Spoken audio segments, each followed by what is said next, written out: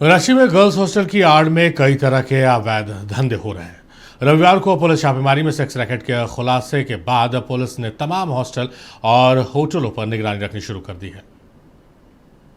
Girls hostel की आड़ में देह व्यापार, पुलिस छापेमारी में 10 लड़कियां गिरफ्तार। पश्चिम बंगाल से लाई जा रही हैं लड़कियां, होटलों में भी की जाती है इनकी सप्लाई। जांच के दायरे में कई बड़े होटल भी, कई हॉस्टलों से चल रहा है गंदा कारोबार।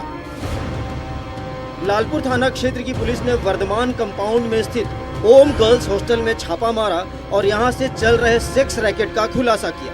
पुलिस ने इस हॉस्टल से 10 लड़कियों को हिरासत में लिया है और पूछताछ कर रही है। रांची पुलिस ने इसमें शामिल 2 हैंडल्स को भी गिरफ्तार किया है, जो पश्चिम बंगाल से लड़कियां लाते थे और उनसे अवैध धंधा करवाते थे। कुछ हैंडलर जो है यहाँ पे ऑर्गेनाइज तरीके से बाहर के राज्यों से लड़कियों को बुलाकर यहाँ इस तरीके का काम करवा रहे हैं।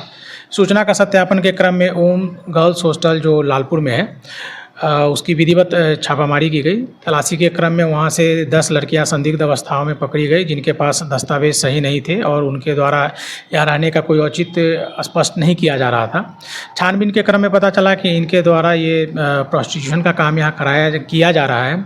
इसमें जो व्यक्ति अपराधकर्मी है जो उनको यहाँ से लाता है और यहाँ पे कार्य करवाता है, उसकी पहचान हो गई है।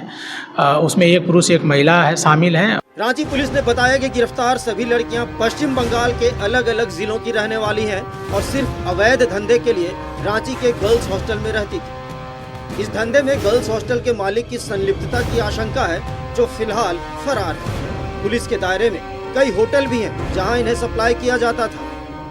मैक्सिमम लड़कियां बंगाल की हैं। ये जो 2 व्यक्ति अभी चिन्हित हुए हैं, एक पुरुष एक महिला, इनके द्वारा संपर्क स्थापित करके इनको यहाँ बुलाया जाता रहा और इनके द्वारा जो है विभिन्न होटलों में इन लड़कियों को भेजा जाता है। तो वैसे कुछ होटलों के का सत्यापन किया गया है, उनका भी नाम आया है, उनके विरुद्ध भी उचित कानूनी कार्रवाई की जा रही है। अब यह जांच का विषय है, अभी जांच हो रही है इस संबंध में। जो व्यक्ति इसमें संलिप्त है उसकी गिरफ्तारी के पश्चात ही अग्रतर हम लोग कुछ बता पाएंगे इसमें। जब ये लड़कियां जो स्टूडेंट नहीं है यहाँ की या काम नहीं कर रही हैं, तो उनके द्वारा कोई वैलिड आधार नहीं बताया गया है, तब भी उनको कमरा दिया गया है, तो कहीं ना कहीं उनकी संलिप्तता इसमें प्रतीत होती है। दोस्त ये कि बीके सिंह करके है, उन्हीं का शायद भाड़ा उड़ा में किसी को दिए मैं चलाने के लिए। जब तो कोई जानकारी नहीं है, ऐसा मान लीजिए जब चलता है अगल बगल कोई जो कभी नहीं बोले हैं इस तरह का, हम लोग सुनने में नहीं आया उसका अभी यहाँ पर। लेकिन हाँ, वो आप लोग बता रहे थे हो सकता है पुलिस को दिखी भी है। हाँ, देखने के लिए हम लोगों को गतिविधि लगे। आसपास कई स्कूल कॉलेज होने की वजह से लालपुर इलाके में कई गर्ल्स हॉस्टल हैं। पुलिस अब उन सभी की जांच कर रही है। दिक्कत ये है कि घने रेसिडेंशियल इलाके में होने की वजह से इन हॉस्टल्स पर न पुलिस की नजर पड़ती है और न ही स्थानीय लोगों की।